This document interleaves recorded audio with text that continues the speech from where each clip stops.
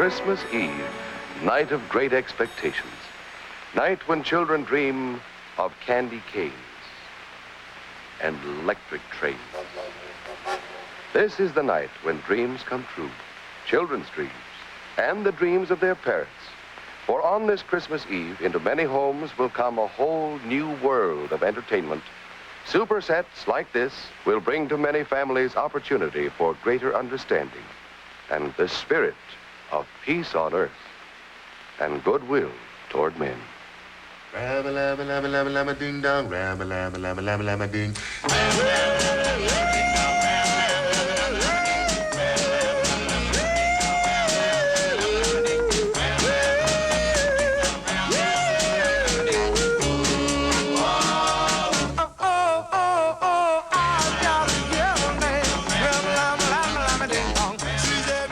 The 50s was the era when television was born. TV introduced us to new worlds, a powerful form of advertising, and a decade of unparalleled affluence.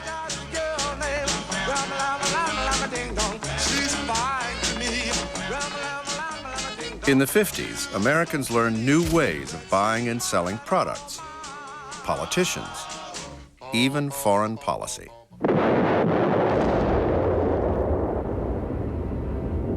Communism, for the time being, is on the run in Guatemala. We thought the American dream would conquer the world. But were we too willing to believe our own propaganda?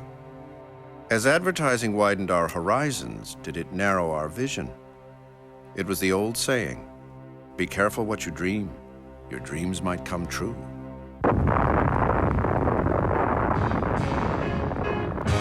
Come on, baby, let the good time roll. Come on, baby, let me thrill your soul. Come on, baby, let the good time roll. Roll all night long.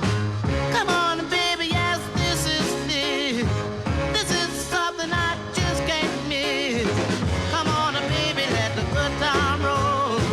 Roll all night long. Come on, baby, while the thrill is on. Come on, baby, let's have some fun. Come on, baby,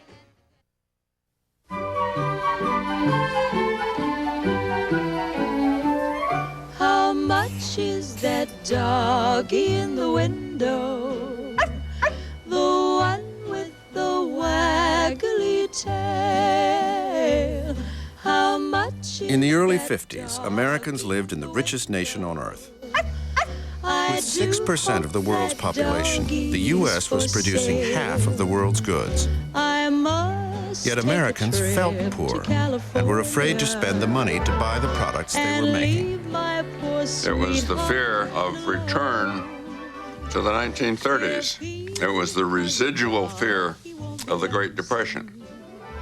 That fear still existed very strongly in the post-war years and into the 50s. The power of positive thinking helped shake the old fears. Next to the Bible, it was America's best-selling book from 1952 to 1955. Its author, the Reverend Norman Vincent Peale, was a kind of prophet of profitability who helped Americans see the virtue of money. His book offered a simple self-help guide to selling. Faith in God can make you rich.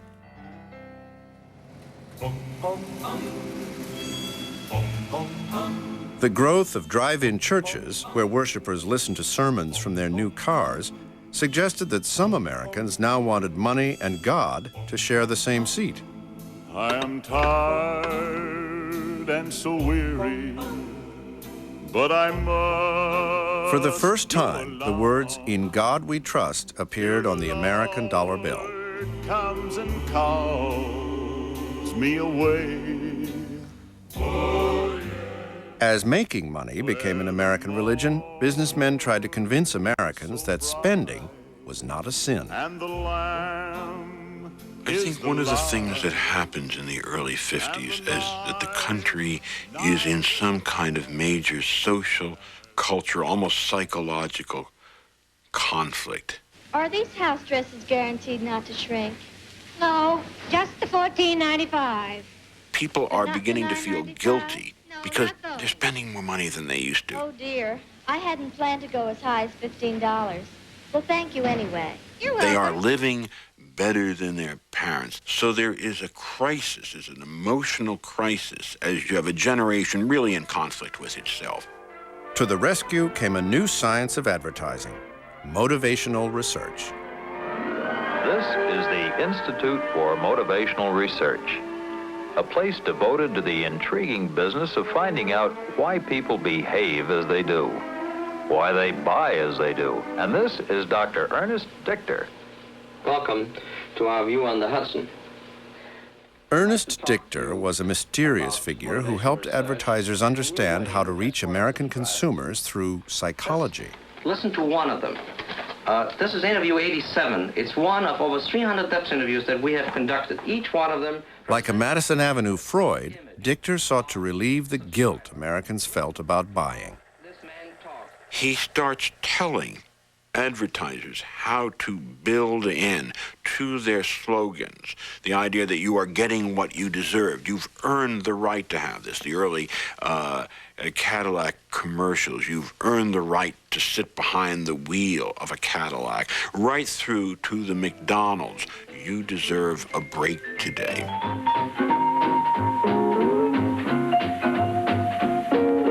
What a gal. What a night. What a car. Dichter's notion was to use Freudian precepts to loosen people's reluctance to spend by showing them all sorts of needs that these products, in fact, fulfilled. Maidenform understood the foundations of the new idea. Sell women the notion that they could be what they buy. In the typical Maidenform ad, you find a young woman in a very unlikely place wearing only her brassiere and a skirt. I dreamed I got a lift in my Maidenform bra. She's talking about her décolleté. Can't possibly slip. What a construction job. In some ways, this is that awful dream you have that you wake up and you're at the Metropolitan Opera and everybody else is beautifully dressed and you're buck naked. But there's something else about the notion that you can transform yourself, that it's possible to be a new person from the skin out. A girl can be anybody. Advertisers learned to pitch to the hopes, fears, and dreams of consumers. Now they look to a machine to manufacture them. Life could be a dream. Life could be a dream. Throughout the 50s, Americans bought an average of 16,000 sets a day, 5 million sets a year. I'm the only one that you love. Life could be a dream. Sweetheart, hello, hello again. Shaboom and open, we'll meet again. Boom, ding dong, ding dong, a lang, a lang, a lang. Oh, oh, oh, bip, a bip, a dip. Oh, life could be a dream. If only all my precious plans would come true. If you would let me spend my whole life loving you. TV brought new worlds into the home. It changed family life and eating habits. People all over America in the station breaks on the Gillette Fight of the Week, for example, all run to the bathroom at the same time and flush every toilet in Montclair, New Jersey, causing terrible sewer breaks. The coming of television created an obsession with watching things that ushered in a new generation of household appliances. Just as the television set gives you this kind of window image of what the world is like, so too does the front of your house, the picture window on the ranch house in Levittown. So too does the washing machine, so that you can peek in and watch the clothes go around. All of a sudden, you can peek in the oven and watch your cake rising. It showed people lifestyles, products, imaginary visions of what the world could be like on a daily basis, and made people avid to live a different kind of life. Here's a young lady who lives in a world of enchantment all her own. Its boosters sold TV as a glorious dream machine. Rye beer is Rheingold and rye beer. But for America's advertisers, the dreams were strictly commercial. Rye means clean and it's clear. Rye means thirst-quenching beer. Join the millions who buy Rheingold beer, extra dry. To keep your place on the dealer's shelves and in the customers' minds, You must hit a lot of people with impressions that make them feel. The medium that does this is television. Our report details how advertising through television transforms strangers to your product into acquaintances, and acquaintances into friends, and friends into customers. You could almost say, as a result, that television puts into every living room a selling machine. Weed the garden, cut the grass, paint the window, fix the glass, trim the shrubbery, grind the axe. But take it easy, dear. Relax. Advertisers sensed that TV was a direct pipeline from seller to consumer. Said one ad man, it was like shooting fish in a barrel. Black Label beer on hand. Mabel, Black Label, Darling Black Label beer. Television was so new that some people would watch anything. That one of our executives at NBC said if he could only get it on the air, the most successful program we could ever show would be a green baize table and a hand rolling a pair of dice over and over and over. People would watch and bet on that. Brush-a, brush-a, brush-a, here's the new iPan. With a friend. Tastes good like a cigarette chew. Real green, a little dab will do ya. Use more, only if you dare. But watch out, the gals will all pursue ya. They'll love to get their fingers in your hair. The early TV ads were primitive, but they packed an unexpected wallop. I had the responsibility for bringing the Green Giant to television.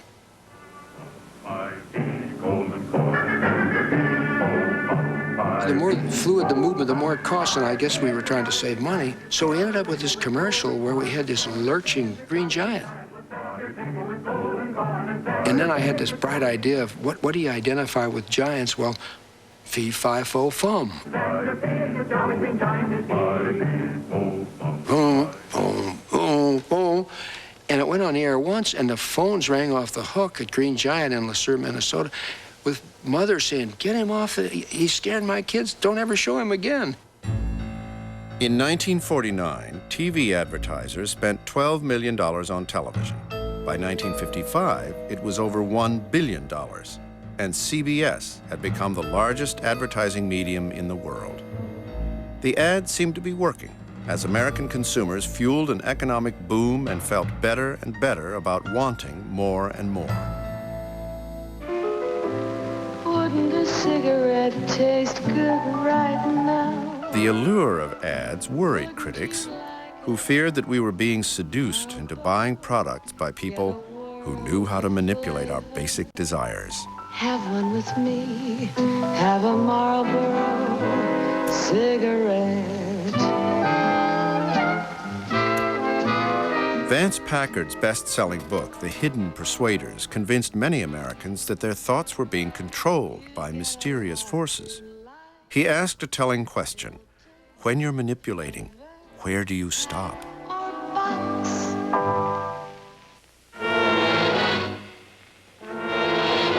You've got no right to be in this house. I'm going to give you just 10 seconds to get out of here. Daddy? It's true, Daddy. I did volunteer for farm work. Linda, why? The party convinced me that I should free myself of the lingering bourgeois influence of family life. I am ready. In the midst of the Cold War, Americans were terrified that they might fall victim to the brainwashing experiments of the communists. During the Korean War, tales of hypnotized American prisoners seemed to be proof that the human mind could be reprogrammed by outside forces.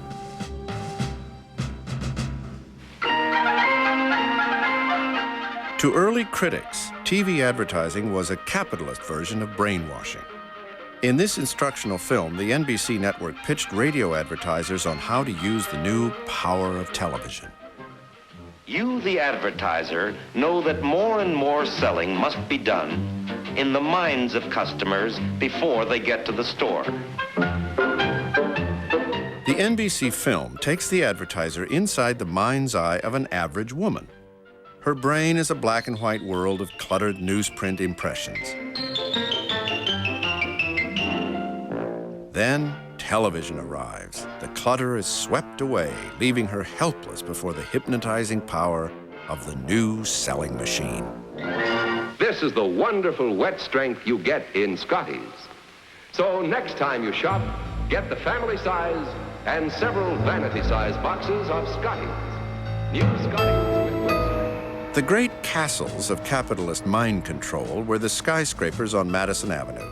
Here were the best and brightest of American society, intellectuals practicing a new science. They exerted a peculiar fascination on the public imagination. Americans wanted to know more about the people behind the curtain, the men who turned the dials and controlled their minds, the ad men.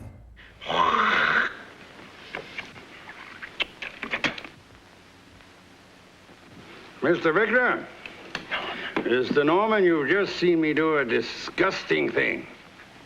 But you'll always remember what I just did. The hucksters was part of a new trend in fiction. Advertising men became the new heroes or anti-heroes of American life. Why do we outsell them? Because we out-advertise them, right? Right. Right. Example, beauty soap, beauty soap, beauty soap. Repeat it, it comes out of their ears. Repeat it till they say it in their sleep. Irritate them, Mr. Norman. Irritate, irritate, irritate, Anacin. With most headaches, pain mounts up. You feel dull, depressed. Tension puts nerves on edge. The creator of this Anacin ad was one of the founding fathers of TV advertising, Rosser Reeves. In his ads and in his life, he celebrated the joys of buying and selling with an unbridled enthusiasm that marked the spirit of the decade.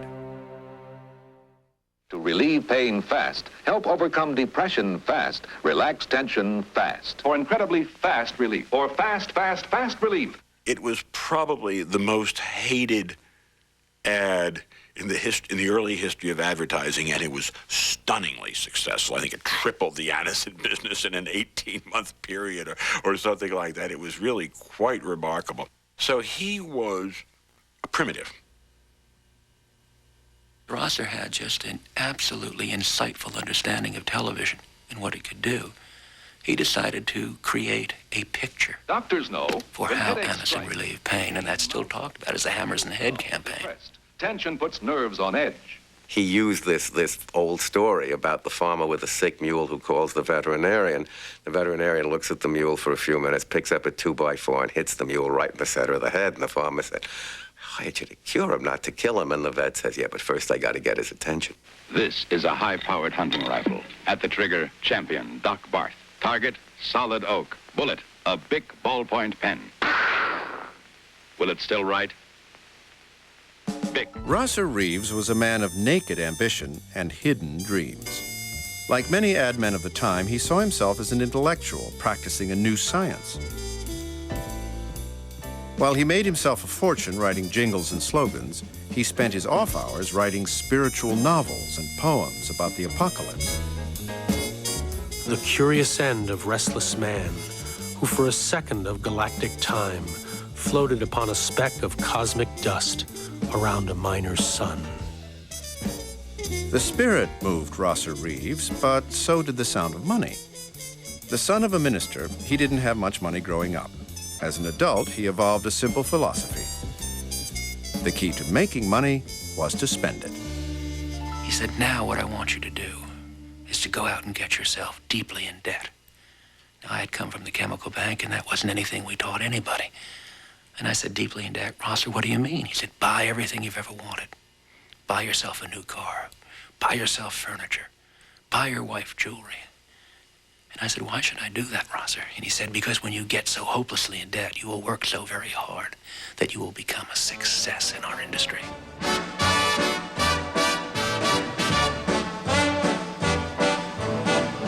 I know I'd go from rags to riches if you would only say you care.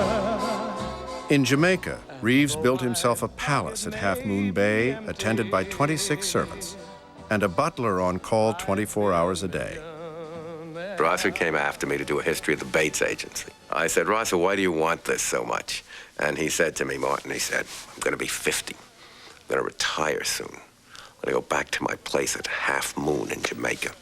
I'm going to be stretched out on a chaise longue beside the swimming pool. I'm going to be looking out over the bay. I'm going to have a sip of a Tom Collins. I'm going to reach out my hand for a book. I want it to be a book about me. You're watching one of the world's great golfers at the Memphis Country Club.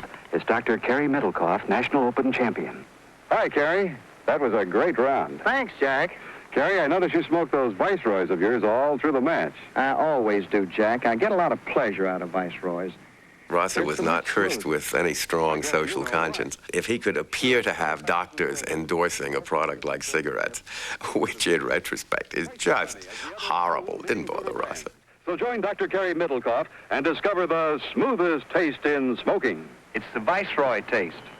Smoother, smoother, smoother, Viceroy. Smoother taste 'cause Viceroy has twice as many filters as the other two leading filter cigarettes.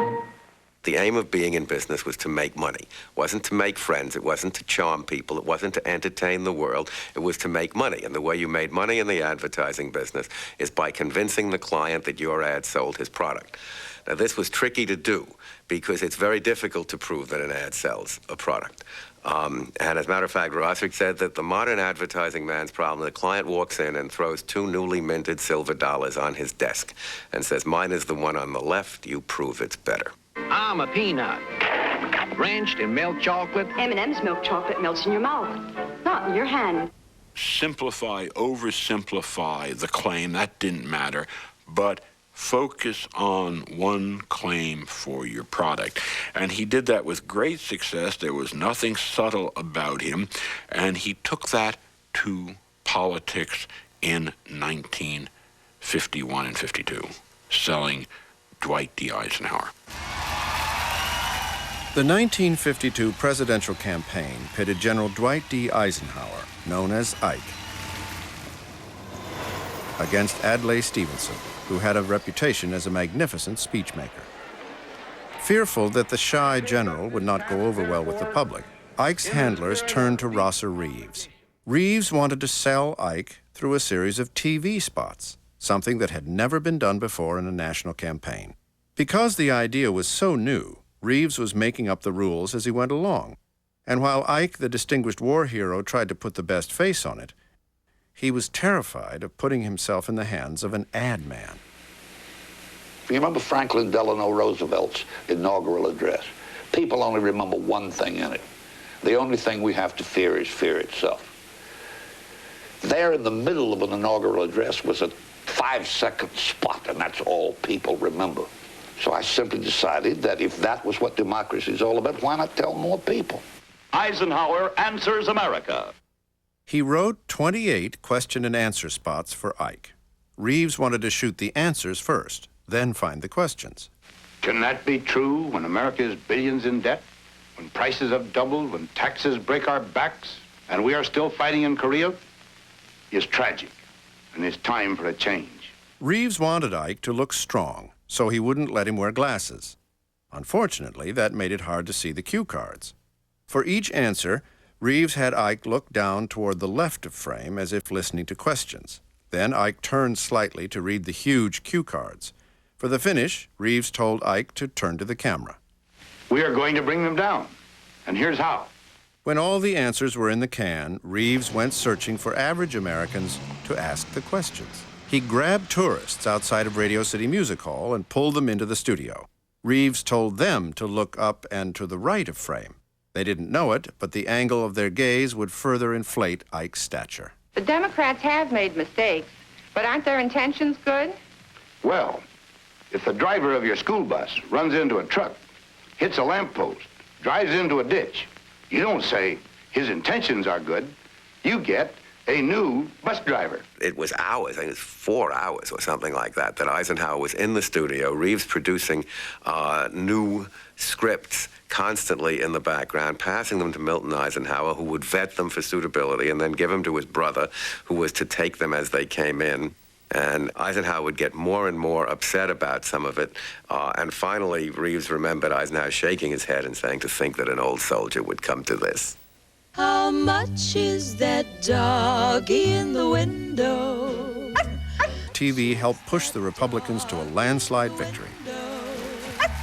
It was the beginning of a profound change in the American political process, a change that would echo throughout the world. Political parties declined in influence as the message of politicians became less important than the shaping of their image. Politics became casting. I mean, you were trying to make your candidates look as good as you could and sound as intelligent as possible, and they were being packaged through television, which you could never do before. I mean, television packaged politicians, and that had bound to have an effect on politics. 9:30 in Lima, Peru, and time for Coca-Cola's popular radio show.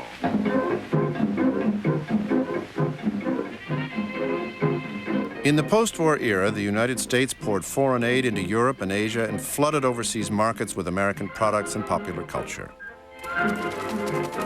Critics called it sentimental imperialism. See the pyramids along the Nile and watch the sunrise on a tropic isle. But just remember, darling, all the while you belong to me.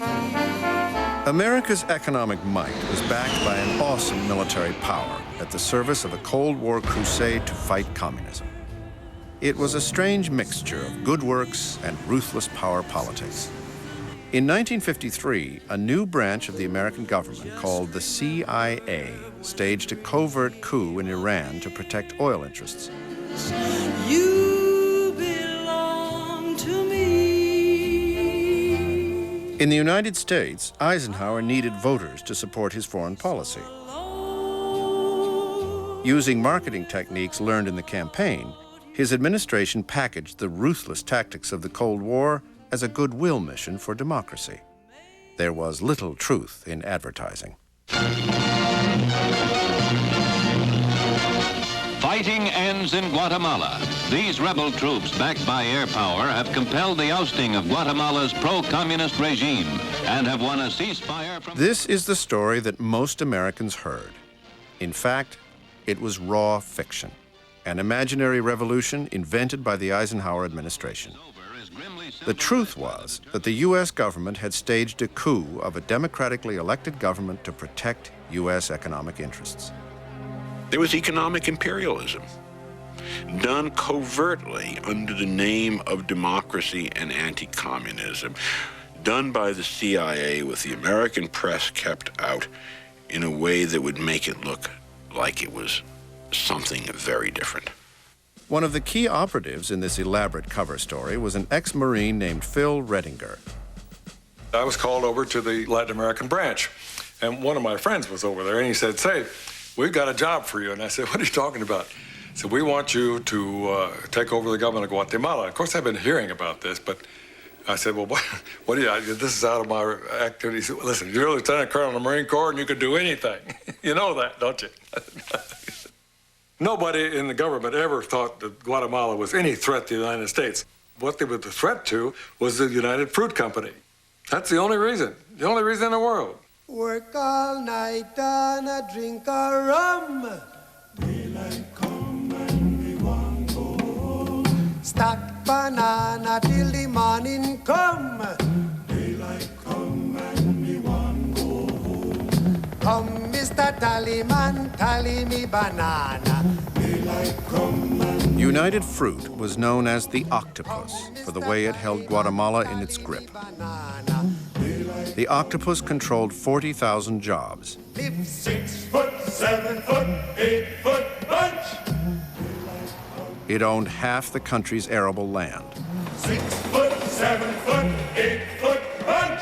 Almost all the country's railroad tracks belonged to United Fruit. In 1952, Guatemalan workers toiled for 50 cents a day. United Fruit reported an annual profit of $65 million, twice the total revenue of the Guatemalan government. A beautiful bunch, a ripe banana. 50 ships, known as the Great White Fleet, hauled the bananas away to American supermarkets. They were sold under the brand name of Chiquita. Live 6 foot, 7 foot, 8 foot bunch. The man who ran United Fruit was Sam Zamore, whose nickname was Sam the Banana Man. In 1952, Sam was not happy. A new government in Guatemala wanted some of Sam's bananas. To improve social conditions, Guatemala forced United Fruit to sell back part of its land, then gave it in parcels to 100,000 peasants.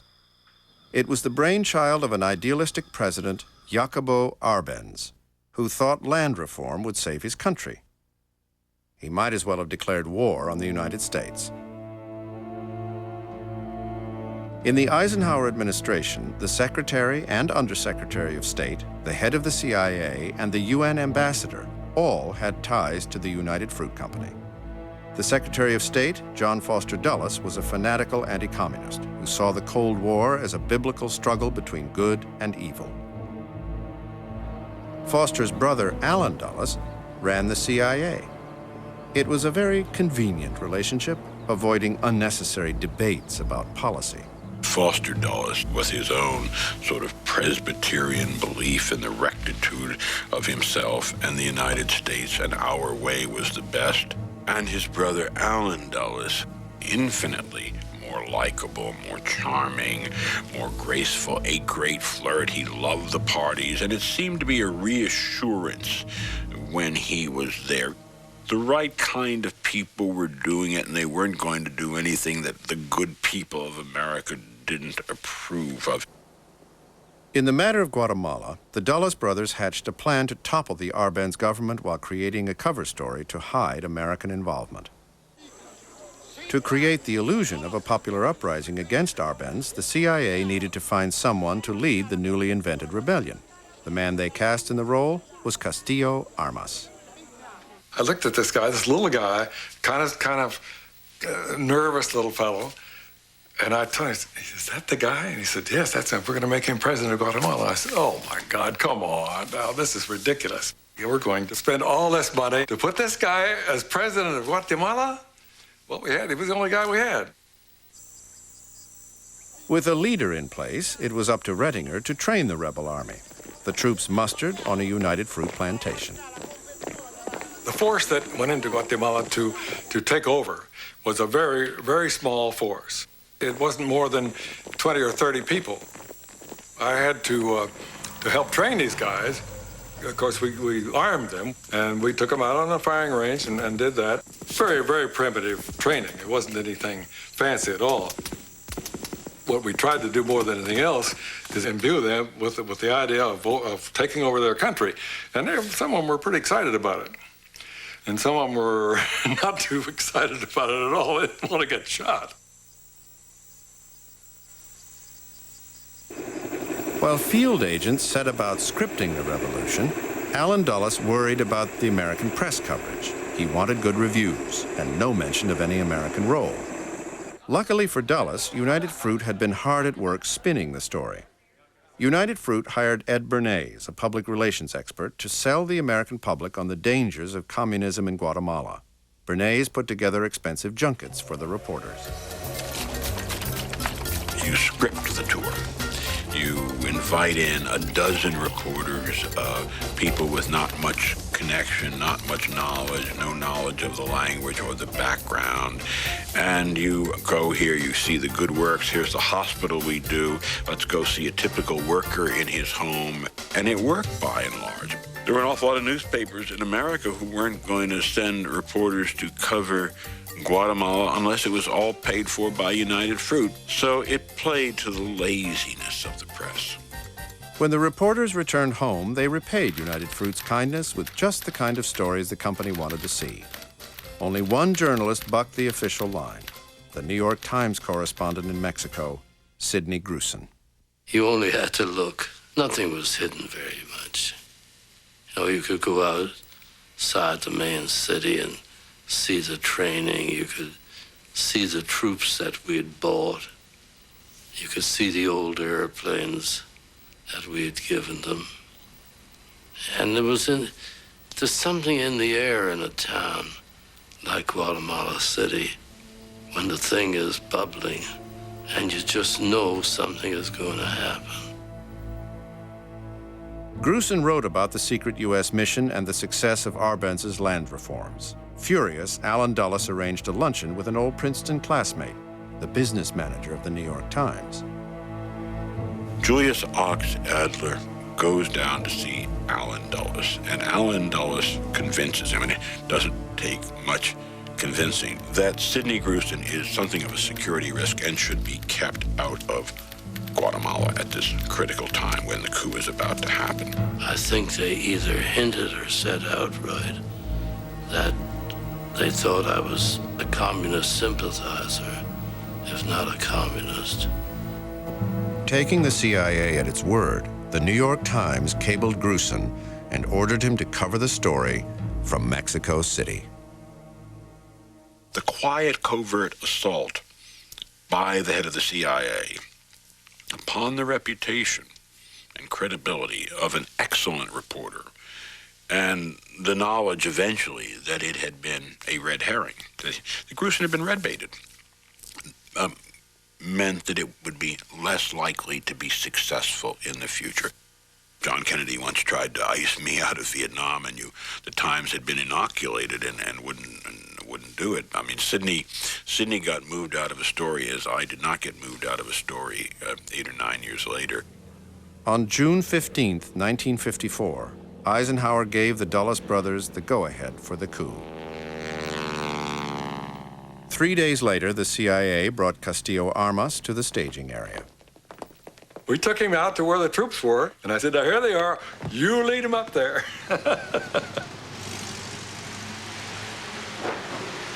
But it was really a pitiful force that went up there. They had a hell of a time, of course. They ran into all kind of trouble. At the very first sign of resistance from government forces, the rebel army turned tail and fled back to Honduras. Afraid the ragtag rebel army might be destroyed, the CIA ordered Castillo Armas to camp 6 miles inside the border and wait for further instructions. Meanwhile, at the UN, U.S. Ambassador and United Fruit stockholder Henry Cabot Lodge tried to put events into perspective. Because it is certainly true that the United States has no connection whatever with what is taking place. The information available to the United States thus far strongly suggests that the situation does not involve aggression, but is a revolt of Guatemalans against Guatemalans. On June 26th, Eisenhower agreed to supply the rebels with American planes and pilots. When one pilot accidentally dropped a few bombs on neighboring Honduras, the CIA hastily wrote a cover story blaming the incident on the Arbenz government. Responsible. Reporters are flown in for a first-hand look at the results. A few small holes in the airfield caused by bombs that didn't explode. Nevertheless, their falling stirs up strong resentment in Honduras over an unwarranted air attack.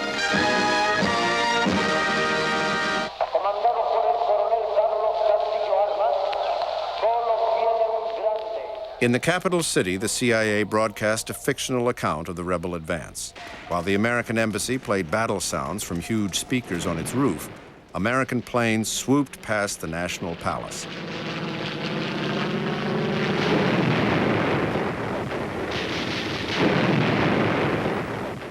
On June 27th, Arbenz stepped down. He realized when we started flying American planes over the city and bombing it, he knew the Americans were involved, and there's no way that I can win this one. I'm sure he thought that. Meanwhile, the problems of correspondents who covered the brief revolt are graphically shown too. The situation firmly in hand, the CIA let the American media in to cover the story. And the story is good. Communism for the time being is on the run in Guatemala. Castillo Armas was installed as president, knowing he had the full support of the United States. President Armas presents the chief executive with a presidential seal worked by nuns in a Guatemalan convent. The president, as he admires the president, was just tickled pink the way the thing went. It was very inexpensive, very inexpensive. And we lost none of our people and lost very few of anybody. The U.S. and United Fruit were pleased with the budget price of the coup, but the ultimate cost to Guatemala was very high. A few months after the coup, 7 leading labor organizers were mysteriously murdered, and all of the unions were banned. The cost for Guatemala is, one, the best government in the history of Guatemala was overthrown. All the reforms are eradicated. The 100,000 peasants lost their land.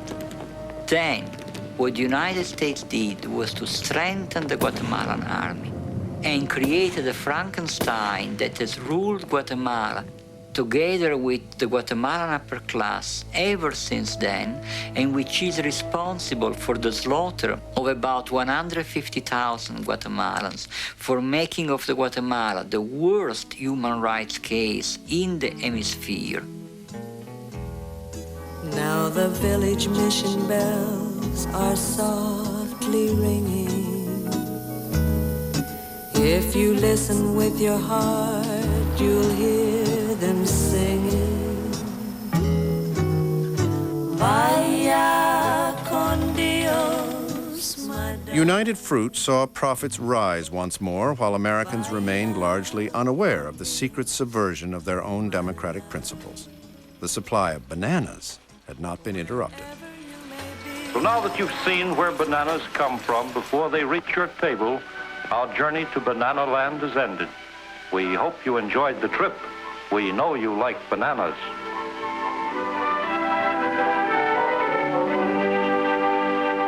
Our sins were that we crushed a very small country. And in so doing, we learned bad lessons which would come back to haunt us in some ways in Cuba, and I think in Vietnam as well. 1 year after the Guatemala coup, the United States began funding an anti-communist government in South Vietnam.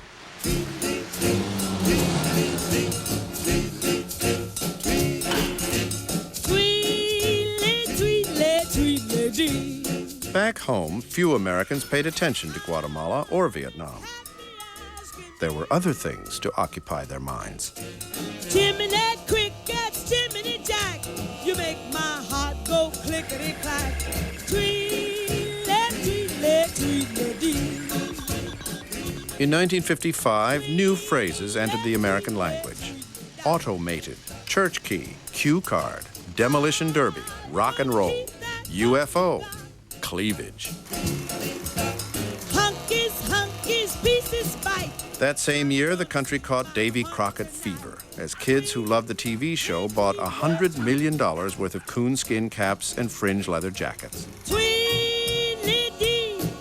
The American public would not become aware of their secret government until the 1960s, when a failed invasion of Cuba known as the Bay of Pigs and a growing involvement in Vietnam led many Americans to question whether their leaders were telling them the truth.